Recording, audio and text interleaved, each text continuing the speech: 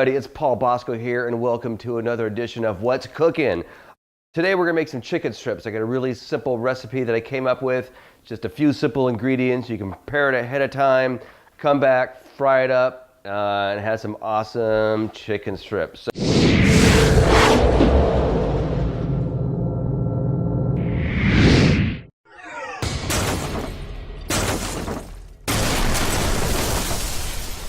First thing we're gonna do is I got two big chicken breasts here, and we're just gonna take them, we're gonna slice them into some strips really easy. All this fat, I'm gonna get rid of that. And I just make these maybe about a ½ inch wide, maybe a little bit more, and just do the whole length of the chicken breast. And there, I'm gonna get 4, actually I'm gonna cut that one in half. I'm gonna cut all these in half, so we're gonna get a few more. I started making this about, I don't know, I think a couple years ago was the first time I made this, and the kids love it. The wife actually likes it. And it's just a really easy way. It doesn't take a whole lot of prep. I usually have all these ingredients in my refrigerator or my cupboard, so it's pretty easy. So that's it. I got some decent sized pieces. They're all about the same thickness. Keep them close to the same thickness. That way they'll cook about the same time. So once I have them all sliced up, I'm just gonna put them in this bowl right here. And next thing I'm gonna do is I'm just gonna cover these in flour. I'm gonna cover them pretty good. It should be a little bit cakey. And I don't pre-measure it, I just kind of eyeball it. That looks about right there. I might need a little bit more. And just make sure they're completely covered. And this is easy. Just pour some Frank's, some of this Red Hot on here. Now a lot of you are probably saying, I don't like chicken wing sauce. You're not surprised, the first time I made these, I thought they would be a little spicier, and it seems like when you cook it, it kind of takes a lot of the spice out, but it's just a little enough. It's just a little bit of seasoning. It's almost like adding a little bit of seasoning salt. But just you put the flour on first, it makes the sauce really sticks on there. This ingredient is I have some panko crumbs. You can use breadcrumbs too. I like the panko because I just think they coat it a little bit better. It's a little bit crispier when it's done. And just gonna cover them. Just like that, cover them all up. You can push it on, it'll see how much you can get it to hold there. Put it on the sheet. Now the nice thing is I'm gonna prepare these ahead of time. I actually have a basketball game too. My daughter's dancing.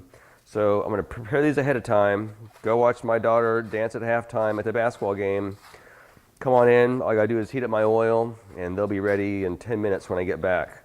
So that's it. I mean, you saw how quick that was. That was maybe 5 minutes from the time I took my chicken breast out of the bag, cut it up, flour on it, put some sauce on it, some panko breadcrumbs on there. I'm gonna slap this tray in the refrigerator.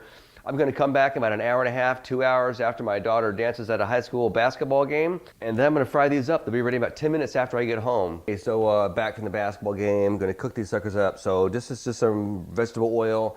Have it heated to about 360 degrees. And let's put these in one by one. Don't drop them, put them in gently so they don't splash. And I'll probably put about 6 or 7 of them in.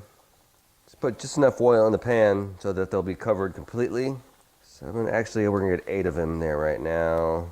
So they're in there. It should take 5 or 6 minutes for them to cook up. They'll be golden brown, crunchy on the outside. Just make sure they're cooked all the way through. You don't want it pink at all in the middle. If they're pink, put it back in. Anyway, but it's pretty easy, as you can see. Oh, and let's see.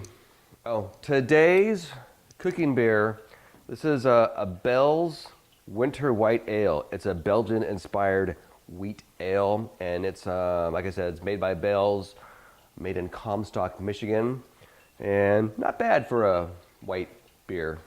All right, so what I'm gonna do a little test. So I'm gonna take one out. You could use a thermometer. I'm just gonna cut one open. And if I see any pink in there, and that's almost, I'm gonna say they got about 1 more minute.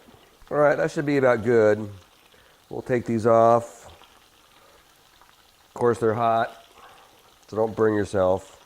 So that's it. So if you're gonna salt them, now's the time to salt them, right when they're hot, coming out of the fryer.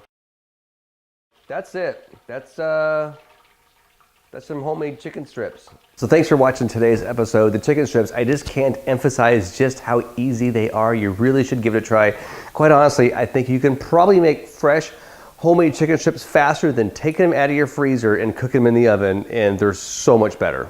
So I actually had a different video in line for today, but I had a technical issue with one of my microphones. So we're using a video that I cooked about 2 months ago, and that's why it looks like Christmas in the background. So of course, you like today's video, that means you have to give a thumbs up. We really appreciate that. The most important thing though, because we have a video coming out every single Sunday, you want to click subscribe, and then you can find out some new exciting stuff that we're going to cook in the upcoming weeks, months, and hopefully years.